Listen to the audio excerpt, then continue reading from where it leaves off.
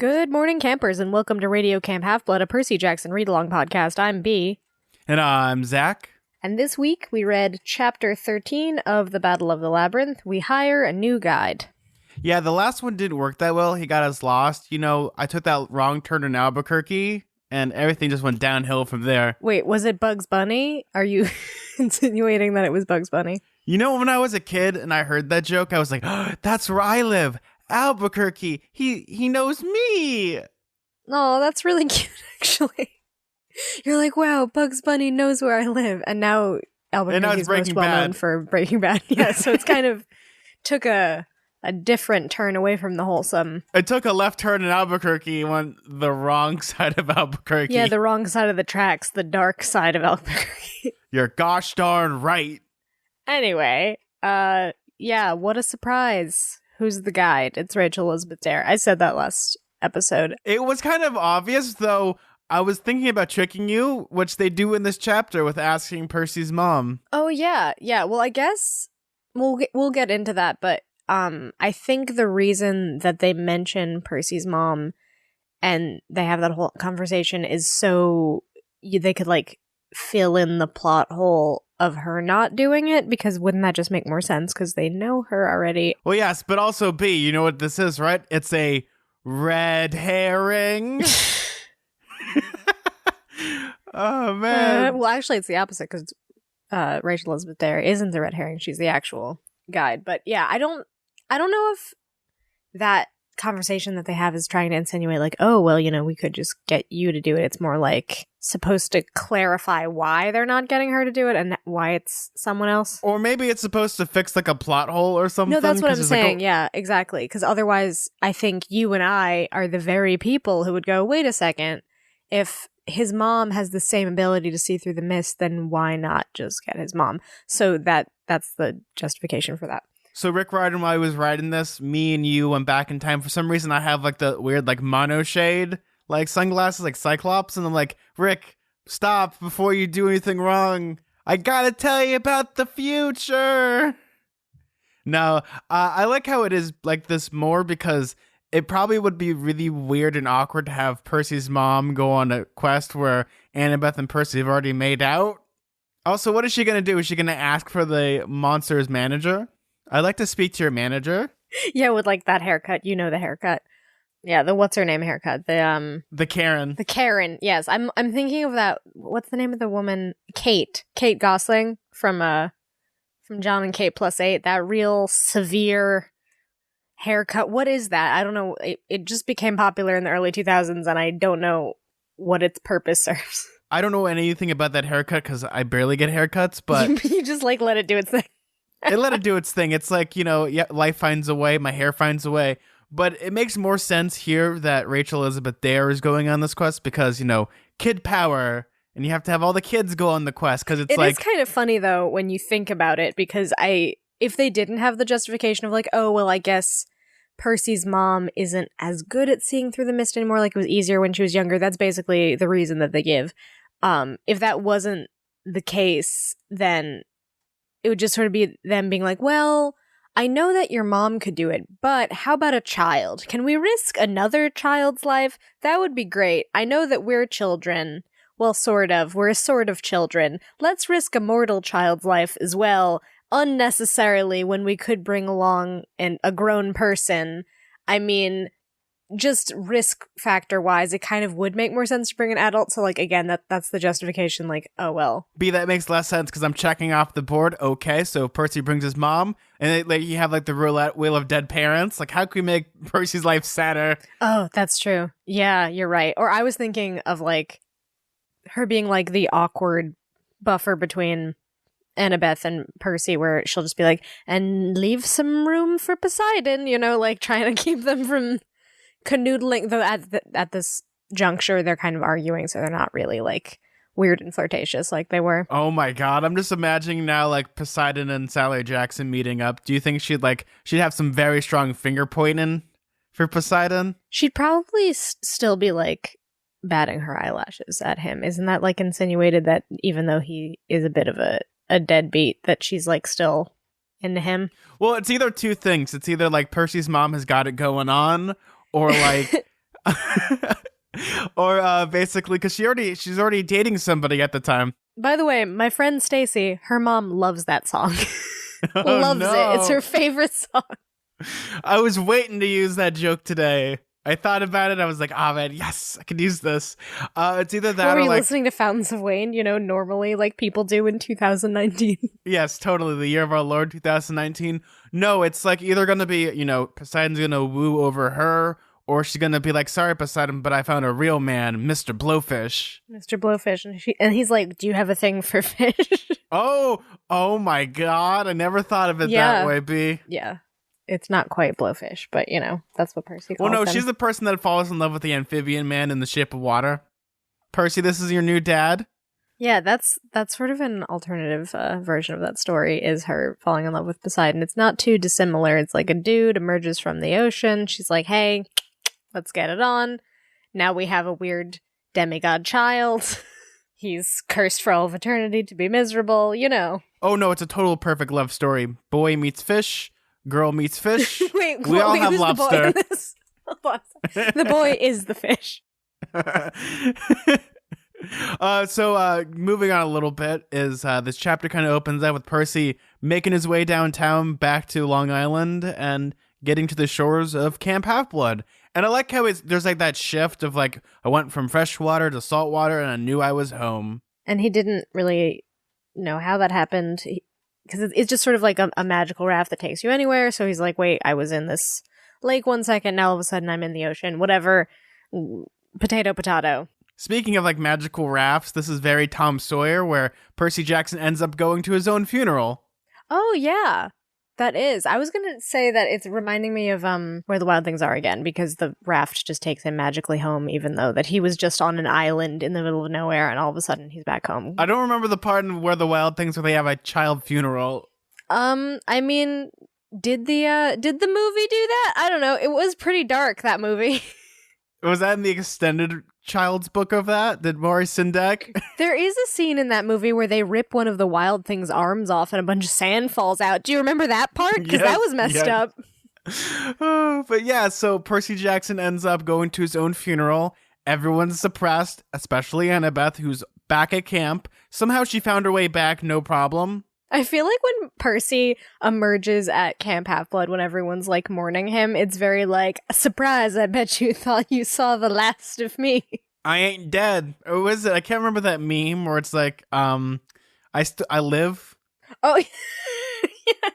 It's like the guy who like went into surgery and then he like texted his kid afterwards, like a picture of him with like the cannula in the hospital bed being like, I live. I like the idea of this where I've always had a fascination when once you die, you actually get to see your funeral and see who comes. Like, if you've ever watched a celebrity funeral, like I always love using Jim Henson's because it's depressing, but it's the most beautiful funeral I've ever witnessed. Same as with Andy Kaufman's. It's just weird and crazy and kooky. Well, yeah, any kind of iconoclastic person, like their funeral's gonna obviously, I mean, like Percy's a hero, so of course he's gonna get like this big fanfare. It must be really touching to Percy because in the beginning of this series he didn't really have any friends. Now he has an entire camp mourning his loss.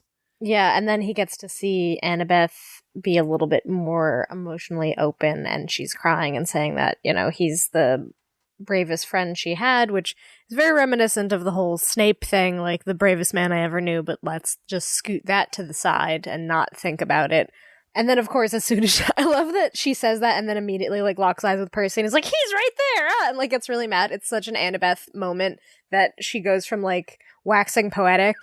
It's such a Percy Jackson, Rick Riordan joke where it's like you have like a very sad scene, but then you have like mixed in with like humor, like kid humor. It's like, hey, wait a second, he ain't dead. And Percy Jackson's like, what, me? Oh no, I'm not dead. I've been watching this entire time. That actually took me by surprise because I thought that like the funeral thing would go on for a little bit longer and then he'd have to sort of pop out and scare the crap out of everybody. But then she just notices right away that he's standing there, which is really funny. He's not going to pop out and just go, Kuwabara, Kuwabara.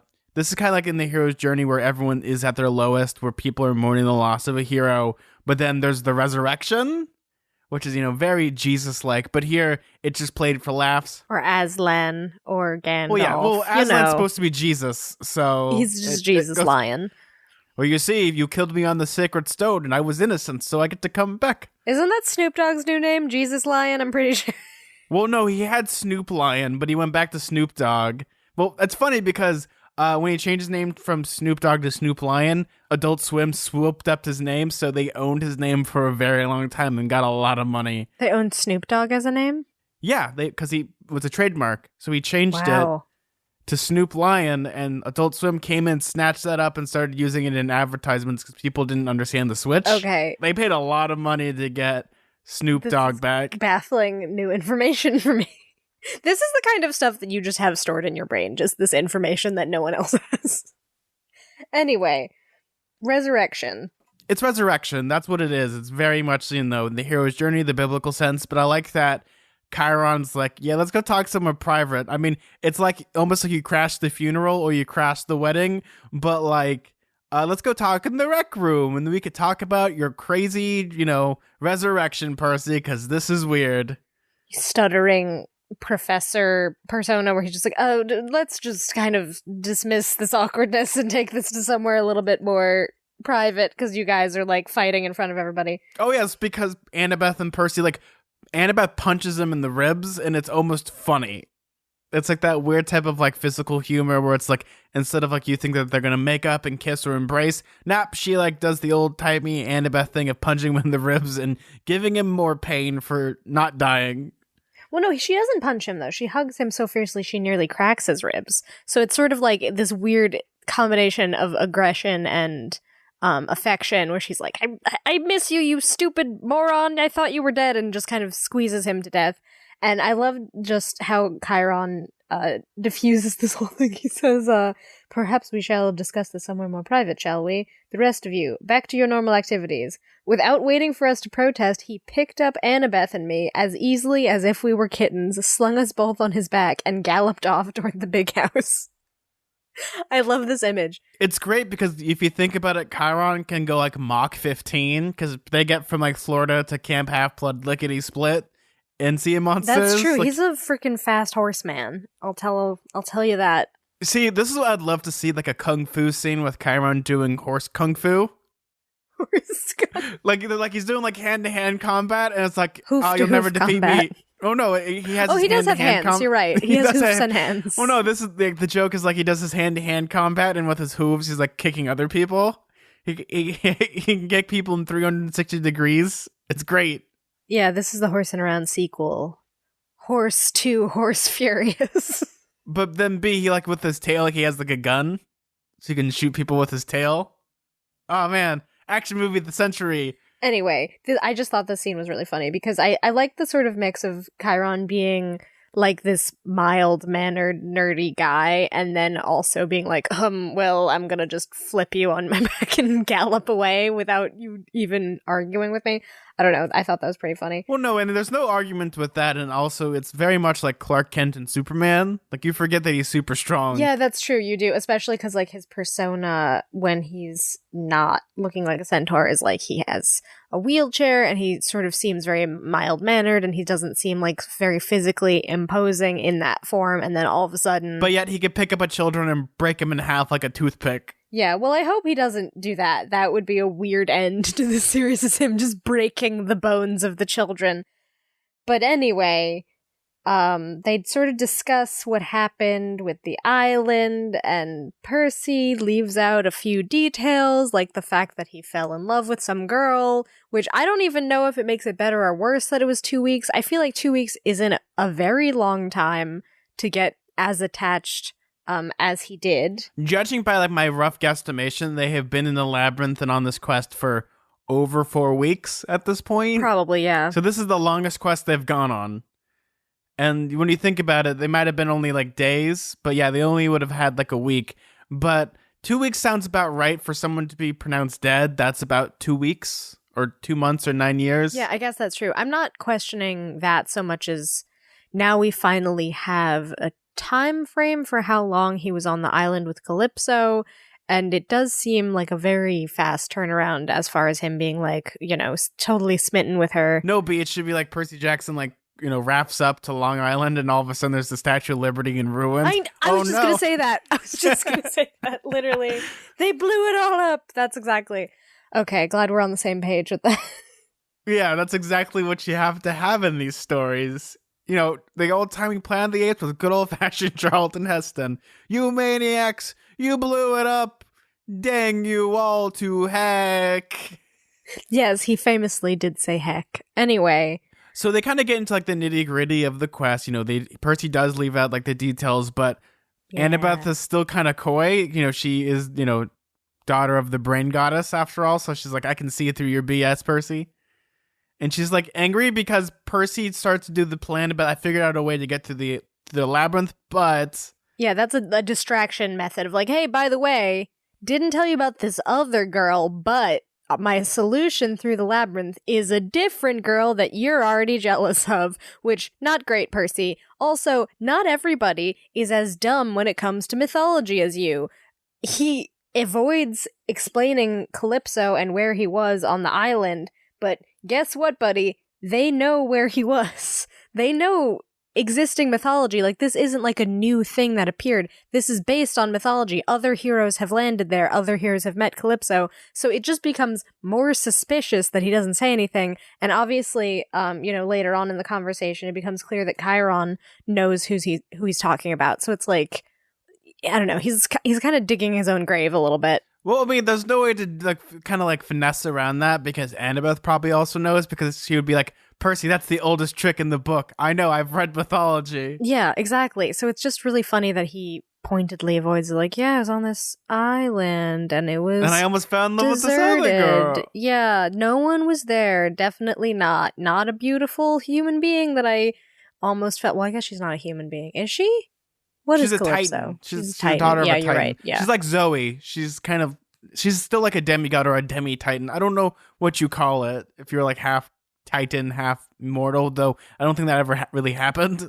Mythological being, whatever she is. He fell in love with her. There was a whole thing. It was a very dramatic story. We talked about it last chapter. And then he just sort of glosses over that, and then both Annabeth and Chiron are like, yeah, buddy, okay. Like, we know exactly what you're talking about, so you didn't do a good job. And this is kind of where the new plan goes into motion, where they have to go find a mysterious person. They kind of do the Rick Riordan interrupt us, but I kind of like how clever it is, where it's almost like in a show or something. That's when I'm gonna tell you the plan, and then it transitions to another scene.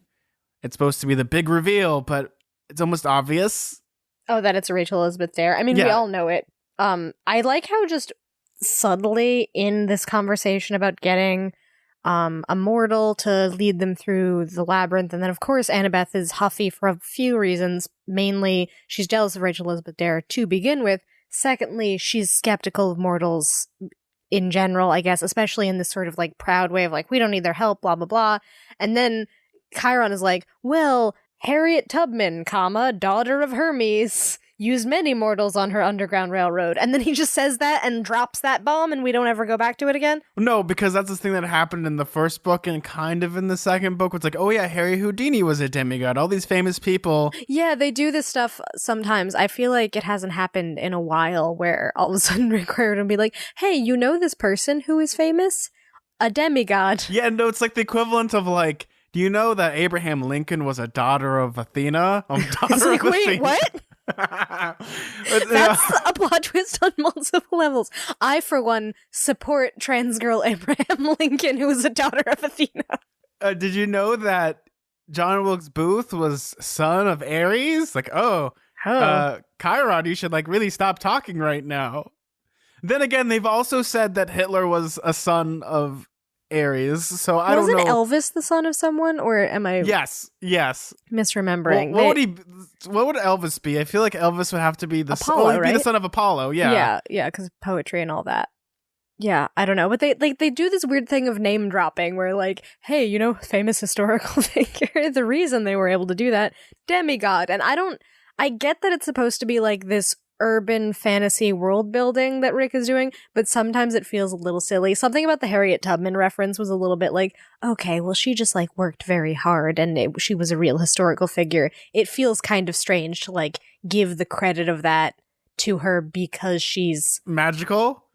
Exactly. Yeah, there's something about that doesn't quite sit well with me. I can't maybe articulate it, but I was both like, oh, that's interesting, but also like, I don't know. I think it's just supposed to be there just to be cute. It's one of those where like it's just kid humor, but it's like when you start to like really think about like that actual real person, it actually kind of becomes like absurd. Yeah, exactly. Or it makes me think a little bit of like this may not totally connect, but like, you know, in like Ancient Aliens, when they're like, oh, well, the pyramids were built by aliens, and it kind of like takes away the credit of real human beings by being like, surely this person wasn't capable enough to do this great task. Instead, they have to have magic or aliens helping them. I don't know. It's not like it's well documented that thousands upon millions of slaves that were Jewish built a pyramid. Yeah, that's what I'm saying. It's kind of like, it's difficult to make like an urban fantasy kind of thing because the implication can be like, oh, well, surely it wasn't just the person kind of thing, which, well, no, once again, it's like when you think about like,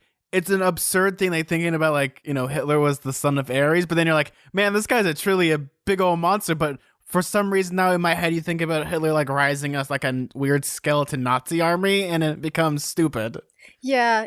I try not to think too much about these kinds of references because they're kind of like fun if you look at them on surface value, but then you think about the implications. You're like, I don't know. I'm not totally thrilled with that. It's one of those that it's very rare that this happens, but it's still, I had a chuckle, but then it's like, it's supposed to be like a one-off joke.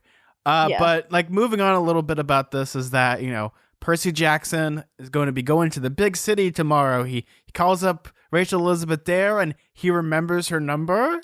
I thought that was a big point. Yeah, that's suspicious. He keeps insisting that he's not into her in that way, but he sure did remember her phone number, quote unquote, by accident. I guess it was on the back of his hand, so he subtly remember. I don't exactly know. He remembered it. I don't care what you have to say. Yeah. I think the text is trying to say that he's into her in that way, I imagine. Also, the reason that they're in the city is to update his mom and let her know that he didn't totally die, which is a relief.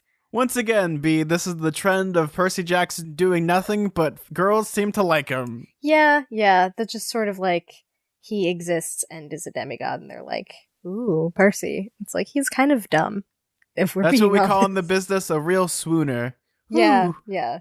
Not exactly Gary Stu level, but he does sort of stumble into people finding him charming in a way where I'm like, he's a bit of a dum-dum, isn't he? Like, a little bit. I mean, bless his heart, I'm a fan. Well, I mean, the good thing about Percy Jackson is when, you know, all the ladies get the vapors, he produces some smelling salts from calling the ocean. Yeah, or I was going to say he creates the vapors by drawing moisture from the atmosphere.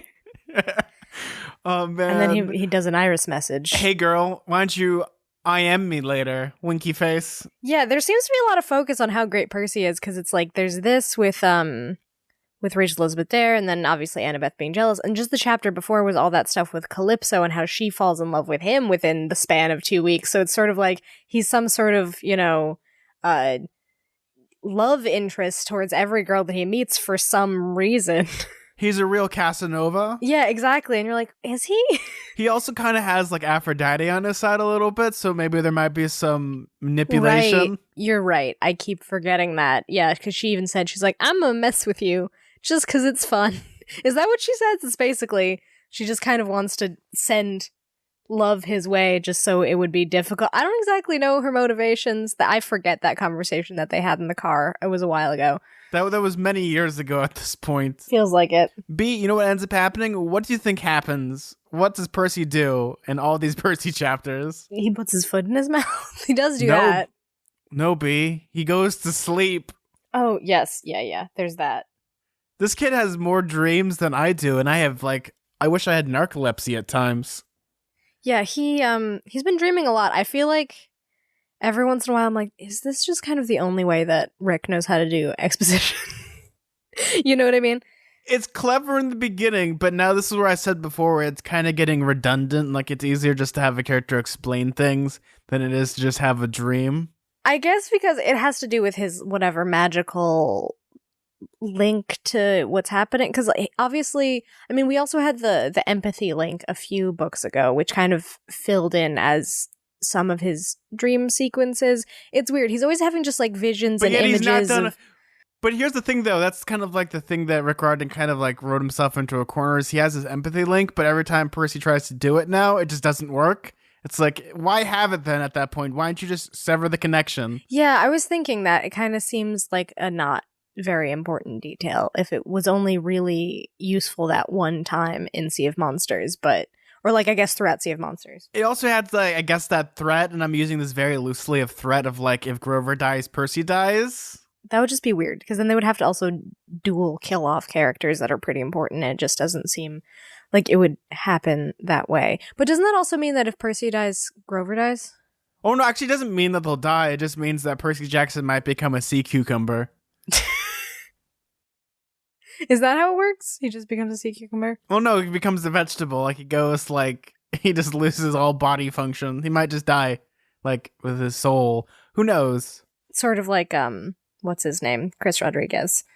Yes, which is another terrible thing we'll bring up. Yeah. We'll get there. What a heck of a chapter this is. But yeah, he has the dual dream sequence thing, which has been happening just throughout this book, I guess, where he has one dream that's about the past, and then he wakes up and then he has a dream about the present. Yeah, or like, yeah, a vision, I guess. Is it a dream? It's hard to say. It's kind of weird because like one is just like, they're both real things that are happening. They're not even just dreams that have any sort of metaphorical resonance where it's trying to indicate something through metaphor or symbolism. Like he's truly just seeing like a movie, something that happened in the past, and then something that's happening with Luke. And I don't exactly know what causes that. Do they ever really specify why he has this ability to see what's happening? Is that just because he's a demigod? That is one reason, but also it's theorized. Well, that's not really theorized, but the Greeks believe that when you went to sleep and you had a dream, it was the gods talking to you. Kind of like you having visions or you're seeing premonitions that the fates want to bestow upon you. So when you're asleep, when you see dreams, it's how they explain like why we have dreams. Even though, the most common theory is just neurons going off in your head and your brain just trying to make sense of it. Yeah, but it's just sort of like an interesting specific thing because it's not like he has dreams that help him. He has like premonitions or visions of like things that are happening right now this second and things that have literally happened before. The weird thing though also is like we had the one dream with Kelly where he's almost like an astral projection of himself where he's like in the room. Yeah. And it's hard to explain, but also I think Rick Riordan put it in there just to get, exposition from around the world because you don't have like separate viewpoint chapters. Like you don't have like the Game of Thrones, like you follow Percy one chapter, you follow Grover another, then you follow Luke, which I think that would be I love when you have like multiple characters like in that setting and you can understand like what they're thinking, but because we only have Percy, it makes less sense of having this weird dream thing. I like it. It's a great exposition tool, but it needs to be used sparingly, I feel like. Yeah, I know that narratively it serves a purpose, but sometimes I think about the actual like world building logistics of it. And I'm like, does every demigod dream this much? Are they dreaming a one-to-one sort of vision of reality? Like they're just watching a TV show of things that have happened and are happening. If that's the case, then like, wouldn't that not even really give him any sort of leg up on the people around him? Because then Luke would be having visions about him and then every other camper would be having visions about other people. Like, do you understand what I'm saying? It benefits Percy, but when you think about like, do other people benefit like with Luke? Like, no wonder like they don't need a spy in camp. All Luke needs to do is like take like just like a sleeping pillow. Like, and it's like convenient too because he always envisions what's happening with Luke. Why doesn't he ever dream about what's happening with other people? It's almost as if like he has like a man crush on Luke or something. Yeah, a little bit. I mean, he's kind of obsessed with Luke, but also that's like the jealousy because of Annabeth. Like, oh, well, she's always talking about how he's great and blah, blah, blah. It's either that be or like Percy Jackson would be thinking about Annabeth and like he would just like his dream would just be her sleeping and you just have like an astral projection of Percy like leering over her. Yeah, that's creepy. At least it's not that. That wouldn't benefit him also. Yeah, I just find it kind of interesting that all of his dreams are sort of strategically helpful to him and they give him like historical context for the specific quest he's on. Like, that's interesting. I don't exactly know how that functions in the rest of the universe that Rick Riordan has built, because do the other campers dream about other things in the past of Greek mythology? Does that allow them to understand things? I have a lot of questions about how this all works. B, here it is. The hero complex. Well, because he's just the hero. Yeah, he's the hero. He needs to have this stuff because the first dream is just, my name is Percy Protagonist, and I'm important. That was actually the original name for Percy Jackson. Percy Protagonist and the Gods of Olympus. Oh, I gotta change that to Jackson. Percy Protagonist and the Stumbling Upon Success. That's what. Yes, well, that's how Percy. That's the good motto for Percy. His best superpower is stumbling into exposition clumsily.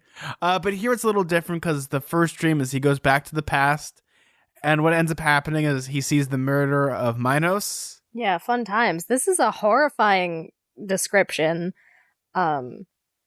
It's a heck of a story. He gets drowned, but he also gets strangled, and it's all terrible. Okay, so let me just do a quick explanation of what happens. Basically, King Minos does this sneaky trick where he says that if you could solve this riddle or this puzzle, then he'll give you all this gold. And this king is like, hey, I want gold, and I happen to have an advisor to the king who is very smart. I'll ask him. And so he figures it out. He figures out how to get the string through a seashell without shattering it, which involves, I don't know, luring an ant with some honey. That seems a little bass-ackwards to me in terms of how you would do that. I feel like there might be an easier way to string a string through a seashell. I'm pretty sure seashell necklaces exist, and they don't use ants. But anyway, that's beside the point. Oh, you don't know that, B. Do you? Do you know? I just imagine a gigantic factory of just honey and ants and string. Yeah, it just seems like a real Rube Goldberg solution to a problem that probably has more of a sort of Gordian knot solution. But regardless, of course... But apparently no one could solve it. I'm no one guessing... can solve it because, I don't know, people are dumb and they don't know how to make necklaces, I guess, in ancient Greece. It's hard to say, but... You know, it's a real 50-50. Yeah. Daedalus is a real show-off, and so he solves it anyway, and so that's how Minos knows that he's there, hiding in this kingdom. And then sneaky daughter of the king tricks him and is like, hey, you need a bath. You've been traveling far and wide to try and find Daedalus. And then, with the old, I don't know, the oldest trick in the book, dangerous beads that turn into metal strands. I don't know. What is this? Is she like an X-Men villain? Deadly bath bomb happens, and she throws them in there, and they wrap strands around him and strangle him to death. And then it's not like he's crushed to death. I think we should save that to it's not horribly graphic. He just disappears it's as if it's a magic trick. Oh my god, I'm melting, what a world. Yeah, it's hard to say exactly what mechanism is at work, but he does disappear and die. Well, it's either that be, or it's horribly graphic where they describe him being crushed and it's just, well, this room used to be white, now it's red. Yeah, that doesn't happen because there's no sign of his body being there anymore. Sort of like when you kill an enemy in a video game and they just sort of fade away. That's sort of what happens. Of course, he doesn't die without first vowing vengeance. Even in death, he will find Daedalus and blah, blah, blah, judge him. I will become a spooky ghost. I will haunt the ever-living crap out of you. Plot twist, that's what happens. That's why he's a ghost trying to mess with Daedalus still. B, this is what we call in the trade dramatic irony. Is it dramatic irony, or it's just sort of Well, we know what's going to happen because he's already a spooky ghost. Yeah, I guess that's true. We do know what's going to happen. But it's funny because then Daedalus walks in. And he's all BA, his head's shaved. He's got a big white beard, and for some reason he's just evil now. He's just super duper evil. Daedalus is evil. He sort of just doesn't care anymore. That's the vibe I got. Well, but he's the way they describe it. He's he just doesn't care. But then that makes him being kind of evil, but yet he's also cowardly because he has to flee into the labyrinth. Yeah, he has a bit of the air of a Dr. Frankenstein. He kind of just doesn't care about the ethics of science anymore, and he just wants to do anything. And he has a weird fixation with his mother? Maybe. We don't know. Hard to say. But I just mean, because that's why he kills his nephew, right? Because he's oh, you're trying to cheat death and you shouldn't put souls inside of automatons or whatever. Yeah, and then now flash forward to after he's killed Minos, and he's like, oh, the only way to cheat death is to like put his soul into an automaton. So he's doing exactly what he didn't want to do. He thought it was like against the gods and like against nature, and then now he's like, well, it's the only way I could cheat death because he wants to cheat death. He doesn't want to meet Minos in the underworld is basically the gist of his plan. Well, the reason for this is because he is, what's the word I'm looking for? The best medical term is screwed. Because if he dies, he's going to be punished for the rest of his life. But if he finds a way to cheat death, I guess it's like, because I'm the only one's going to become a spooky robot, no one else will become a spooky robot. So I'm going to cheat death in this way to spite the gods, but also I'm going to be punished by living in my labyrinth for the rest of eternity. So we figured out finally how like he's lived for so many like thousands of years in his labyrinth is because he may or may not have turned himself into a spooky robot. Yeah, he's in a mech suit or something, I guess. Or he's a brain in a jar. Yeah, like a real Futurama situation. And the only way he could hide is in the labyrinth, which is sort of like this cruel twist of fate.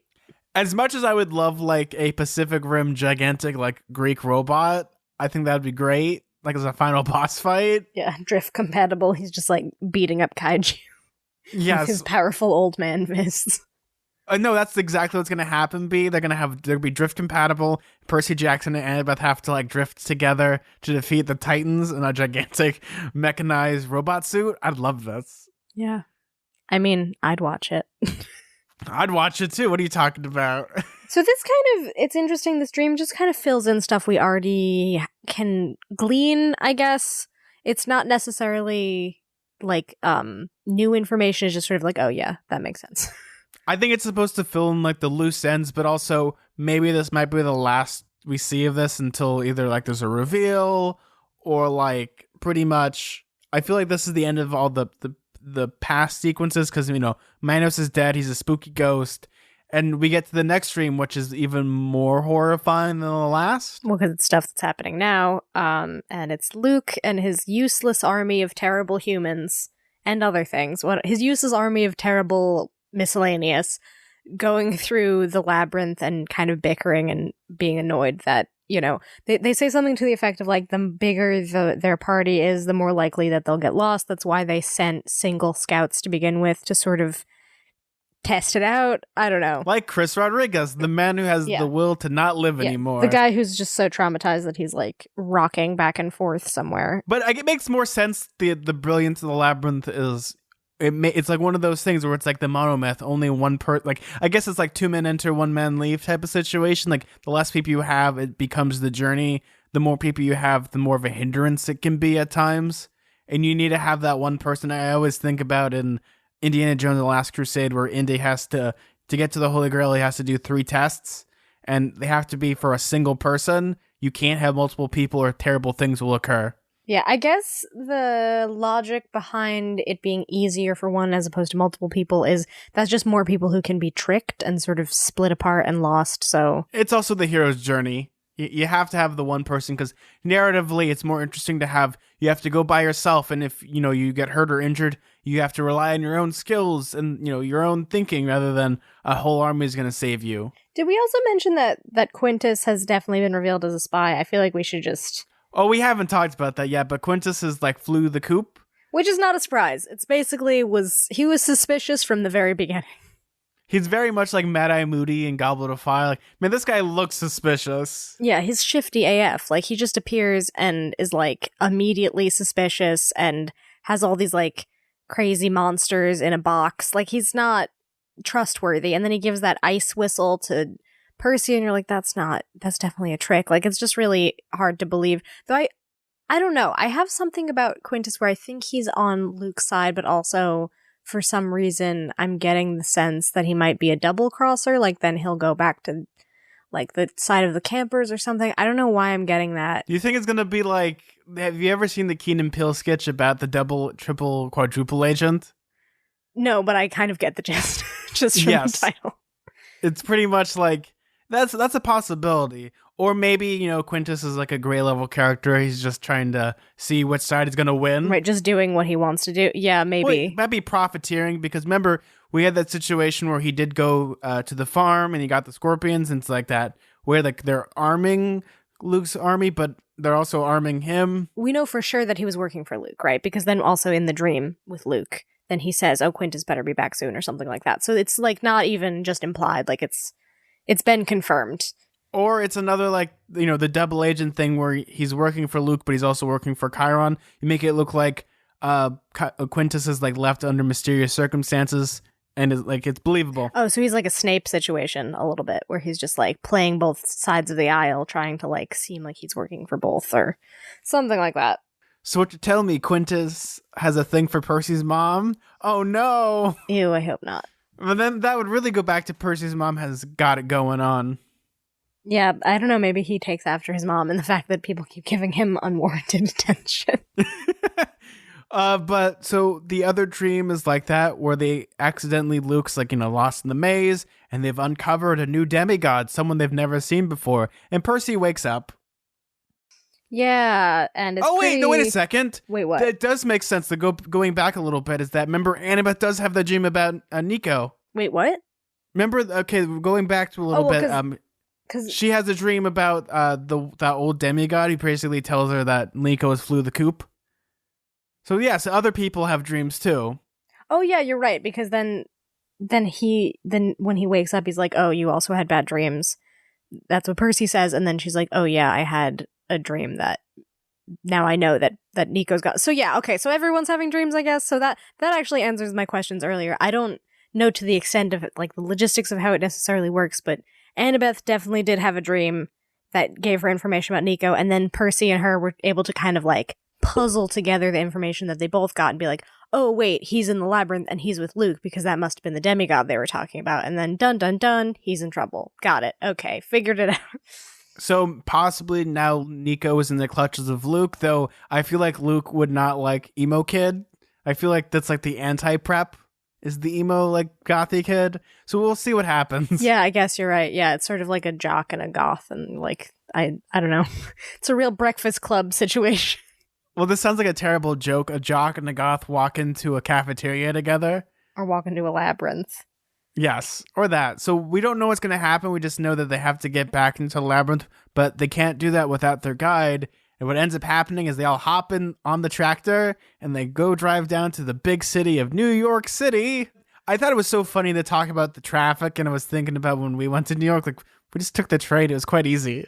Well, driving in the city is the worst thing ever. It is the worst. I remember the first time I got in the subway with you, I was like so excited, like, oh my God, even though it's like the most disgusting, dirtiest thing I've ever gone on.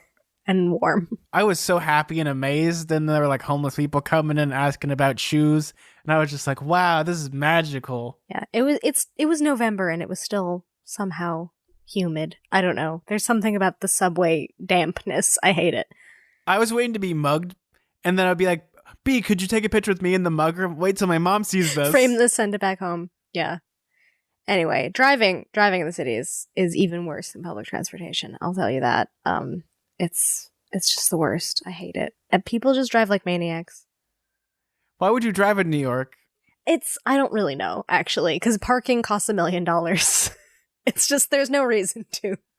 You guys have a perfectly good public transportation system. In LA, it makes sense you have to drive everywhere. No one walks in LA. Yeah, no, it's terrible. It's terrible. I've only driven to the city one time. And it wasn't even really a city. It was like I guess it was the Bronx, so that's technically a city, but it's the northern borough. And it was really bad. Just incredibly bad. It was the day of my grandpa's funeral, and I had been driving for only a month, and some guy, like, cut me off while I was in the funeral procession, and then he flipped me off, and I was like, I'm going to a grave site, sir. Like, this is the people that you encounter on the road in New York City. So, yeah, that just kind of is a snapshot, and ever since then, I don't think I've driven in the city. No, it's okay. So Percy and Annabeth go to Percy's mom's house, which is really awkward. Once again, they've kissed, and kind of there might be a thing. It's like, will she, won't they? But they end up there, and this is where, funny hijinks ensues because, Percy's mom kind of embarrasses Percy several times. There's several jokes. And also this is where we have the exposition. Oh yeah, where she kind of, I liked this joke where she is like, oh, so I can't get you to clean your room, but you will clean up all this manure in this, like, horrible, like, man-eating, stable, like that. Yeah, I liked that really, that peak mom energy, that interaction. Well, no, that is like peak mom energy. It feels like, Rick Riordan like looked at his wife and then gave a chuckle as he was writing. Like, this is something my wife would do to our sons. Yeah. Or looked at his kids and were like, yeah, that's you. You don't clean your room. Yeah. And I like that, they do kind of fill in like the plot holes of like when they just use Percy's mom, but also it makes sense because it fills in more of the plot hole of like, how she saw the Minotaur in the first book and how she can't really see things as much anymore, only under extreme circumstances. Maybe that's the reason why Poseidon had an eye on her, which is like, oh, great, I have this wonderful gift, and all these gods want to do is just have babies with me. This is terrible. Just terrible. That's where, Percy calls. It's like, I have to make a phone call. His memorized number of his girlfriend, whatever. I mean, we were kind of roasting Annabeth for her jealousy, but here we are with Percy kind of, not having a thing for Rachel. Here's the problem, though, is like Percy Jackson can remember phone numbers. He has ADHD and dyslexia, but somehow he can remember a phone number very perfectly. Yeah, that's maybe a plot twist, right? I mean, I guess he would have also, is it dysnumeria? Dysnumeria? I don't remember. Like dyslexia. It's like the same I don't thing. have that one. I have the terrible dyslexia, not the numbers one. I could give a crud about numbers. I don't know if it necessarily goes hand in hand because, like you said, like you have dyslexia, but you don't necessarily have problems with numbers. No, but I'm saying, but he also has like ADHD, so like remembering, to remember a phone it. number. Yeah, I guess if he saw it on his hand a lot, it's hard to say. I think he made an intentional effort to remember it. That's kind of the gist I'm getting. Well, that's because a girl gave me her number. I love picturing that this whole time Percy's voice sounds like that. He talks like the squeaky voice teen in The Simpsons. See, it's not like the voice you want to have for your main hero. Yeah. It's either that or like the nerd from like Robot Chicken. He's like really like tonguey. Like, well, that I can't really do it. As a retainer. Yeah. Wow, guys. I can't do that. I can do the squeaky voice teen because I was that as a boy. You were that. You lived the Star War. So they end up going to like Times Square near the Marriott. I have those are just words to me. I've never been to Times Square. Have you? Wait, did we go? I've never been. No. It's kind of a blessing. It's not that great.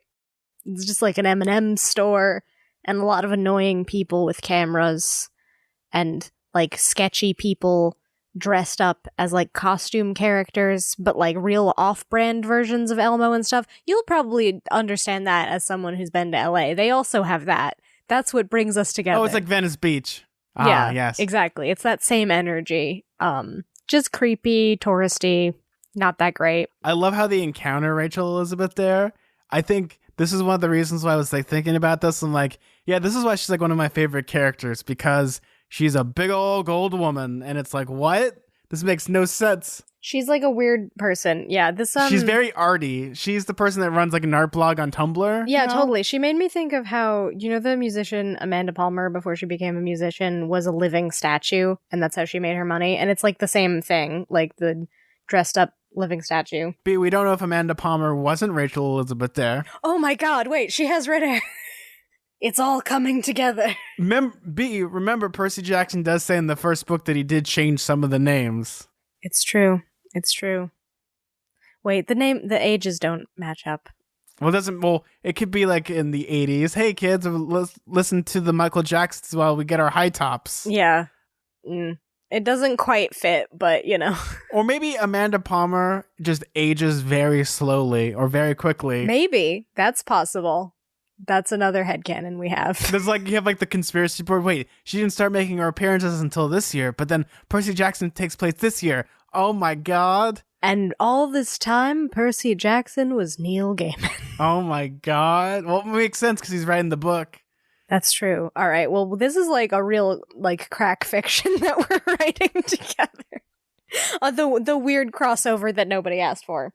Anyway, I do like her sort of weird artsiness. I think it kind of sets her apart from some of the other characters we've met so far. Well, you have to have a character that's like weird or different or just bizarre. When you have a person that doesn't have superpowers, you have to make them unique in a different way. Yeah, I guess she has, another distinguishing characteristic that isn't like being magic. Though she can see through the mist, which is distinguishing enough in my book. It's funny because like they see her and she's like really into character until like she has to switch shifts, which I think is really funny. Like maybe this might come into play where she's like a statue. Like just imagine her going against Medusa. Right, that's true. Just blending in with all the other statues. See, that'd be cool, but Medusa's dead, so womp womp. Yeah. Well, sort of dead. Her head still functions as a murdering device for Gabe. But yeah, so what ends up happening is she gets off her shift, still painted in gold, by the way, and they go get a coffee and talk about the quest, and she's like, yeah, let's totally do this. I had nothing better to do. Maybe I might die. That'd be kind of cool, I guess, I suppose. Yeah, she has like an interesting sort of personality where she just immediately is like, yep, all right, well, I'll go with you. I mean, you've convinced me. I don't have any other interesting thing to do this summer.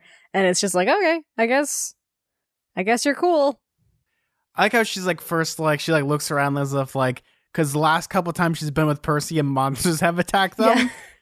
It's just like, oh, thank God. I also like, I don't know, she has like a lot of chutzpah. Like they're kind of bickering and talking about all this. And then she says something like, oh, you're a half-blood too, to Annabeth. And then she says, shh. No, this is very Jurassic Park when they're like, when Nedry and the other guy, Dachshund, are like at the restaurant. You have to get all the dinosaur embryos. Yeah. And it's like, he's like the Dachshund's supposed to be like inconspicuous. And Wayne Knight's just like, we have Dachshund over here. We got Dachshund. And no one cares. Yeah.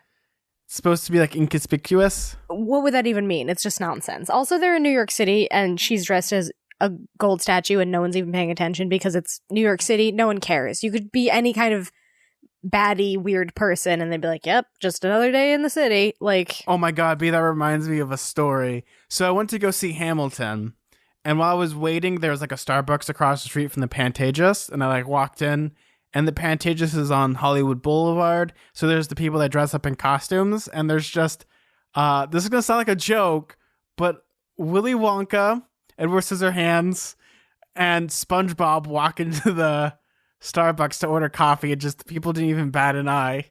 Yeah, basically. I mean, that's exactly the same energy that's happening here, because they even make a point of saying she walks in her full gold regalia, and no one even looks at her. So then the point we're getting at is that she, like, stands up and says really loud, hey, everybody, these two aren't human. They're half Greek god. Nobody even looked over. Rachel shrugged and sat down. They don't seem to care. Yeah, because once again, it's so ludicrous of an idea that most people probably wouldn't believe it because everything has been covered up and pretty much the idea of it is just so ludicrous that it's a perfect disguise by being obvious. It makes things conspicuous because if you're just sitting there like whispering, it's going to look more suspicious than if you were to like totally... to just talk about nonsense as if it was real because no one's going to believe it because obviously, unlike Rachel, most of these mortals can't see through the mist, and so they're just like, oh yeah, I don't notice anything suspicious. And I think it's clever because even like Annabeth is kind of like just jealous of Rachel Elizabeth Dare, and just like, we'll have to go back to Camp Half-Blood, and she's like, for some reason she sounds like very witchy to me, like, well, we gotta like do this and do that, and Rachel Elizabeth Dare's like, wait, this symbol, she draws it, and like, yeah, that's in the basement of the Marriott. Yeah, she immediately recognizes it. Yeah, it's the Delta symbol, I think. Yes, the Delta symbol, or it's not the Omega symbol, it's the Delta. And she just immediately recognizes it. Like, oh, well, I know where to go. So now they have their new guide, and they're going to have to go to the basement of the Marriott because luckily for them, where Rachel Elizabeth Dare does the performances. Staying at the Marriott, I guess? Or yeah, I guess that's where they met. They keep their costumes. There. Oh, yeah, that's where they keep their costumes. Because she's there to help raise money for an art project. Like, she's like very saintly if you think about it. She's like, I'm raising money for underprivileged kids. Like, God. Ugh. She does run an art blog. Yeah, because they're cutting the art programs. Isn't that kind of depressing that that's been a problem for as long as this book has been out, that they've been cutting art programs from schools? Well, B, that's not a timely joke. That's just very relevant. That's just perpetually relevant, unfortunately. Yes, and her solution is to dress up in all gold and become a statue. Yeah, I guess so, and raise money. She says that they raise like $500 a weekend, which is kind of impressive, honestly. No, that's kind of low, actually, if you think about it. I mean, I guess. No, if you're doing street performances, like I have friends, most people that you see, this gonna break the illusion, is that most people you see doing the guitar on the streets and stuff aren't homeless. Yeah, they're just They just do it to make money, and some people can make a good grand in a weekend just playing guitar. And yeah, I could see that if it's a big touristy place or whatever. I guess just imagining their kids though, just dressed up, it's still kind of impressive because it seems like a sort of real podunk operation. Well, it's either that be or they do the old timey Oliver Twist pickpocketing gang. Yeah, get the whole Artful Dodger situation going. Yeah, they're distracting you with the statues while they steal your money. That's how you do it. It's great. It's perfect. Now you have like old timey Rachel Elizabeth there in like a newsboy like outfit, like stealing money. Oh, it's oldest trick in the book. Yes. So the chapter ends with them heading to the Marriott. So B, what is the name of the next chapter? The name of the next chapter it's chapter 14. My brother duels me to the death. Oh, geez. My brother. Who do you think is Percy's brother? Either it's Tyson or Quintus, because I had a maybe crazy headcanon that Quintus is also his brother somehow. Or B, maybe Sally Jackson's like calls up Percy. Oh, by the way, you're a twin. Your evil twin. Evil twin Percy Jackson has a mustache. But otherwise looks exactly the same. Yeah. Yeah, I don't know. Either way, there's going to be a duel, unless it's something kind of like figuratively brothers. Like, yeah, exactly. Yeah. Freaking Rick Riordan and his chapter titles. They're either so literal or they're just completely like technically true, but it's not actually speaking to the truth. Yeah, I don't know what brother he's talking about. Well, they're like misnomers. Yeah, exactly. Like, I don't know. Are they really dueling? Is it really his brother? Well, do you think it's like flintlocks at dawn and have to do 10 paces, turn around and fire? Yeah, hopefully not that, because we've discussed that guns and Percy Jackson don't really mix. Maybe something might happen. Maybe something might not happen. Who knows? Well, we'll find out next week.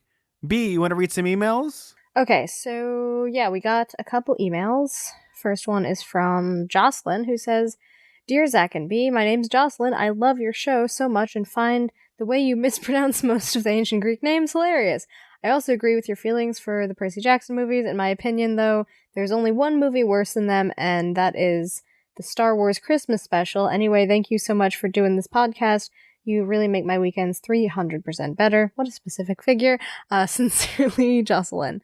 That's a really nice message. The Star Wars Christmas special, or I guess holiday special. It's technically a movie, but it's a Christmas special that has B. Arthur. Oh, I know. The B. Arthur song is great. How does it go? It goes, it's not closing it's time not or your something? time, friend. Yeah. I just remember the part where she puts like a liquid in Art Carney's head and like it sizzles. Yeah, there's a lot going on in that special. There's a lot of Wookiees in it watching TV. There's like 30 minutes of Wookiees without subtitles. Yeah, I know all about this. It's not the worst Christmas special I've ever watched. Oh, I'm sure there are worse. That's the thing. See, the worst Christmas special has to go to the Christmas tree or the Christmas light. Those are freaking horrendous. Oh, if you watch them, you'll laugh. The thing is, though, sometimes when things are so bad, they become funny. Well, the Percy Jackson movies are just in that weird mediocre version of bad where they're not entertaining to watch, but they're also not good. So they're just sort of sad. For me, I find entertainment in certain aspects of the Star Wars Christmas special. Like there's the part where like Carrie Fisher's like high off her like head from all the cocaine she was doing, and she's like trying to sing. She's like, "We celebrate a time of peace." But it's also like there's parts where like Mark Hamill had his car crash, and they like made him look like a Ken doll. He looks so much makeup on his face that's covering something. It's great, but it's not the worst, but it's also not the best. Well, that's what I'm saying, though. It's like it has some entertaining qualities to it. Well, I think Percy Jackson as a movie is just sort of like... Well, no, they're just misadapted. That's the problem. Yeah, they're not good. I didn't see the second one also. Are we ever going to see the second one, or is that just not going to be something? B, I have to force you to suffer. If I have to suffer, you have to suffer. Yeah, I'm exactly. taking you down with me. Yeah. Yeah, it's definitely in some ways like a Greek curse. I'm just sort of like Daedalus and his labyrinth forced to watch the Percy Jackson movies. No, B, it's more like B, it's more like Atlas, like I'm holding up the sky. B, you need to help me. Ah, it hurts. Yeah, you tricked me. You tricked me like Luke. Yeah, B, I was like, you're holding up the sky. All of a sudden, like a little DVD, I wheel in like a little DVD player, and you're playing Sea of Monsters, and I'm just cackling. So we did get another email, and this is from Unicorns and Rainbows. Hi, guys. It's Anna. I'm a daughter of Aphrodite, and I really enjoy your podcast. I'm kind of behind, but I still feel like rambling about the subject. Zach, I completely understand your loathing for Bianca. I try to tell a few friends that read Percy Jackson how selfish and completely terrible she is. I mean, how could you do that? Just leave the brother for a crazy cult and have him handle these new things by himself? I just had to get that out of the way. Okay, I'm good. So, thanks for making this podcast. It brightens my day every time I listen to it, and I hope you keep going and keep staying mortal. You're a friend from Australia, Anna. Yeah, we've discussed this to death, I think, especially in the last book. We're not a fan of Bianca. I'm not a fan of Bianca, but the more I think about it, it's not that I don't like her choices. I just don't like how she's written, because she's written like a complete like idiot, and also as a selfish person. I would agree. I think that she could have been written in a way that's more sympathetic. I like her better in this book, but that's only because you see her for a very short time, and she's just sort of like, stop being dumb, Nico. You're being a dumb emo, and that's what we all feel, so I relate to that. When she was alive, she's terrible. As a ghost, she's pretty okay. Yeah. I'd hang out with her. I'd agree with that. As a ghost. But thank you so much for that lovely email. Hey, Zack and B, it's me, Liam, back again with another email. I was listening to your episode about the chapter I Set Myself on Fire, and I was thinking about how you were saying about Hephaestus holding a grudge. As his defense, he had a messed up childhood. Basically, what happened is... is it Hera? I think it's Hera. Hera was mad at Zeus because he had cheated on her, parentheses, again. So she decided to have a kid by herself, and somehow she did it. But because he wasn't made in the normal way, when Hephaestus was born, he was super ugly. But instead of caring for him or acting like a mom, she chucked him out of her bedroom window and off Mount Olympus out of embarrassment. Thankfully, he was found by friendly nymphs and taken to the undersea forge to be brought up anyway. This is a depressing backstory, is the reason I do not like Hera at all. Liam, P.S. Zach, when you keep drawing out the word spider, are you referencing the movie Megamind? I'm surprised someone caught that, because I'm just obsessed with the movie Lost in Space, where Gary Oldman becomes a spider. And he says spider that way? No, he says spider. He goes, I'm going to make an army of spiders.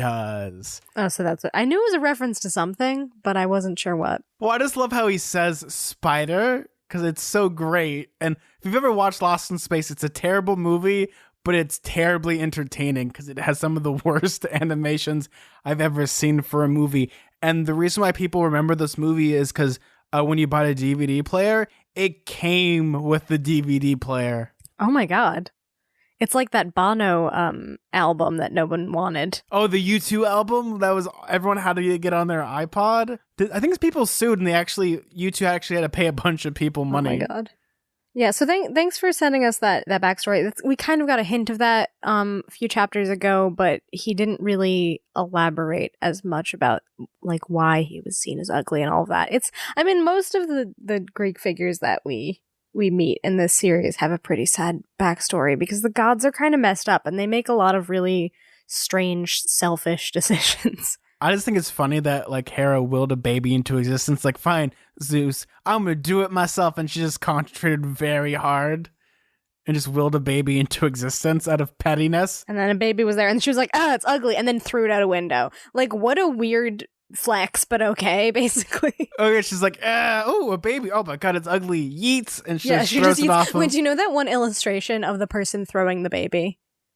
Yes, that's exactly what Hera did. Hold on, I'm gonna send it to you. Well, I should send it to the meme Twitter so they could make a meme about Hera tossing Hephaestus. This baby's ugly. Yeet. That's basically what she did. So, yeah, not the biggest fan of Hera. Not cool. I kind of like Hephaestus. I like his sort of gruff but sweet attitude. Like he's been through a lot, and he's honestly not as mean as he could be. He's a good noodle, that Hephaestus. B, do you want to read some iTunes reviews? So yeah, we got a couple iTunes reviews. First one is from Warrior346, who says, "Hey guys, I love this podcast. It is such a great way for me to start and end my work days. I love the banter between the two of you and the different perspectives of one who has read the books previously as opposed to a first timer. Please keep this going as I am very much enjoying this." Smiley face, smiley face, smiley face. Well, that was a tongue twister. Thank you, Warrior346. I'm bad at saying usernames with numbers in them. Yes, I'm the same way, but mostly it's from the actual letter parts. But thank you so much for that lovely message. And this is all the way from Australia. It's true. These are all the international reviews. Yes, we do get some, so sometimes we periodically check them. So if you don't read them through that week, it's because the service that we use takes a little bit to fresh them up. Yeah, sometimes we don't know about the international ones until a little bit later. So we have one that says, "Great podcast," and this is from Lindy. "I started listening to this podcast instead of rereading the PJ series for the 100th time, and I love it. B and Zack are great and regularly put a smile on my face while listening." That's very sweet of you. And that's from the Netherlands, which is exciting. I've never been to the Netherlands. I've never been to the Netherlands, but it sounds delightful. 5-star review from AngryTween08 says, "Love it. My favorite podcast since my nerd uncle introduced me to podcasts. I'm younger than 12 and none of my friends read the PJO or Heroes of Olympus books, so I went hunting for a podcast. I found it. I've started to listen to Unfortunate Associates with my grandma. She loves the series. Have you read the Alcatraz Smedry versus the Evil Librarians? If not, then I highly recommend it." Anyway, moving on. In 5th grade, my whole class read Bridge to Terabithia. Then we watched the movies. Yep, great decision. Try to imagine a room full of 9 to 11-year-olds watching, reading the book / movies. I like using slashes, parentheses. My class was laughing throughout the whole book, which I found very barbaric. But again, these are kids. Kids are brutal. I'm writing a short story called Percy Jackson Goes to the Great Wolf Lodge. Insert dramatic Jurassic Park music. Thanks for reading this review. Okay. What a journey. What a this wild ride. review was. There was a lot of information packed into that little review. To answer your question, I have read Alcatraz versus the Evil Librarians. I don't know if it's called Alcatraz Smedry, but that's written by one of my favorite fantasy authors, Brandon Sanderson, which that book series is crazy, B, because when he got stuck on writing one of his big old fantasy books, he would write this book series as like a free write, and they're crazy. Like there's a part in them, there's like, okay, I'm going to tell you something that's like really funny and it's going to make no sense, but you're going to start laughing. Are you ready for this, B? I don't think I am, but here we go. There's a part in the book where the main hero meets a bunch of dinosaurs that have English suits, top hats, and have British accents and little canes. I love it. That's great. It's great. Yeah. That sounds great. And that's within the first 5 minutes of that book. I like how I went full Linda Belcher and was like, I love it. I love Just it. right away. Anyway, wow, that's a lot of information in that message. Bridge to Terabithia is, yeah, a heck of a book / movie. It's very sad. Just unnecessarily sad. I don't know if you listened to the SSR episode about that. I definitely recommended that show on here before, but it's just a really good, if you like our show, you definitely like SSR. But they did an episode about Bridge to Terabithia, and the conversation was just really funny because it was sort of like, hey, you know how it gets really depressing at the end, out of nowhere? Not even at the end, like at the midpoint, you're like, oh my god, this is terrible. That's true. And then it's just like them coping with, spoiler alert, a child dies. Yeah, so dark. The best way to describe that book is it's all happy-go-lucky, and then you hear a slide whistle off in the distance. Yeah, and you're like, wait, what's that? And it's like, she dead. She's dead, Jim. Well, yes, she drowned to death. She's dead. Lovely. Well, very positive. Let's show this to children. Yes, this will be great for the kiddie market, and then we'll get that kid from the Hunger Games. Oh, wait, he's not in the Hunger Games yet. Wait, are you a time traveler? Oh, he was also in Zathura.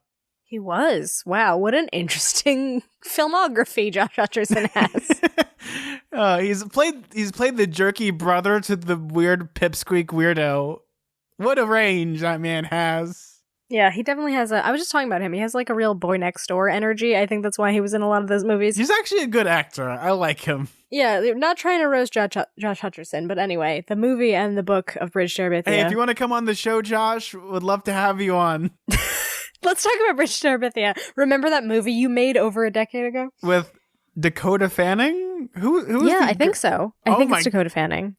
I just saw her recently in frickin' Once Upon a Time in Hollywood, and I saw her filthy hilpy feet. I thought you meant you saw her recently as you like saw her at the grocery store or something. Like, oh, Dakota, how's it going? Anyway, we have another review. Do you want to read it? Yes, we have one that's from Audrey Bug One. Yeah, I love Percy so. Jackson. I thought I would never find a PGO podcast that is so great. If B and Zach are reading this, what is your thoughts on Hamilton? This is my only 5-star review, but it deserves 1 million. I'm also a daughter of Poseidon. What do you think about Hamilton? You were just talking about Hamilton. Yes. No, you go first, because I like Hamilton. Okay, you probably have more thoughts about Hamilton. I'm just like, okay, it seems good, I guess. I've never seen Hamilton, and well, obviously, because tickets cost like $1 million. And I don't know, it just doesn't really seem that up my alley, like that type of period piece, and then just like the reimagining of history. I don't know. I'm not that drawn to it necessarily. I think that Lin-Manuel Miranda seems like a nice enough guy. Those are my takes. For me, I like Hamilton. I think the music's fun, but for me, when I was getting into it, I love the stage direction. I think the idea of using like a rotating stage is brilliant, especially with the choreography. I'll end up talking about this for a lot. I actually took a class with the stage manager. Like, they actually would go around the country to teach stage managers how to actually do a show like this. And that was a lot of fun. Hamilton was a lot of fun. I like it. It's a good show, and hopefully there's a movie. If not, it isn't my favorite musical, but it's up there with my favorites. But that's my thoughts on Hamilton. It's hard. It's funny because I like live in New York, so you'd think I would be more into theater because I have kind of access to it, but it's not normally my thing. The problem though with like New York and Broadway is that everyone thinks, oh, we'll go and have fun, but when you get there, the tickets, like, why does it say I have to give you either a kidney or my firstborn child? Yeah, or you have to do that thing where you have to like wait for them to release tickets, and you have to like be in the front of the line and then get whatever, which I would never do that because that's like too stressful. I don't know. I'm not like that into it enough. I really like the Percy Jackson musical, and I saw like the Lion King musical a long time ago when I was a kid, and that's about it. The funny thing, B, is that when I went to New York with you, there were 2 musicals that one of them had just opened that I really wanted to go see, but we just didn't have time. That was the King Kong one they had. And right, yeah, with the big mech King Kong. Yes, and then they had a week later after that, they had the Office musical that I wanted to go see. If you really wanted to like murder Sarah, you could take her to the King Kong musical and have her see the giant animatronic ape and then just have her collapse from fear. I would totally take Sarah to go see King Kong with me. Don't say you would. I would never do that to her. It would not be worth it. Oh, it's either that or we watch the Greyhound bus experience, or we get into a Greyhound bus. Yeah, that's like the new Disney ride. You just get into a bus and it flips and sets on fire. Yeah. Actually, it's a new musical starring Sarah. It's a one-man production. It's called Help, I'm in a Grey House Bus and it's on fire. Help me. Anyway, I think that is all of our reviews for this week. Yes, it is. Well, thank you guys for listening to another wonderful episode of Radio Camp Half-Blood. B, where can they find you on social media? You can find me on Twitter and Instagram at bkellygorman, and you can find me on Tumblr at twinpoetry.tumblr.com. If you want to find me on Twitter, you can find me at Suda41. That's SUDA41. If you want to follow our show on Twitter, that's at halfblood_radio. If you want to email the show, you can email us at radiocamphhalfblood@gmail.com. We also have a Patreon, patreon.com/radiocamphhalfblood. We also have t-shirts available at TeePublic, so just go to www.tpublic.com and you'll be able to get our faces on everything. And this is the first time I've ever had to said all of our social media stuff without me screwing up, and this is amazing. Oh my god. Well, B, I'm Zach. I'm B. And let's keep staying mortal. See ya! Bye, guys.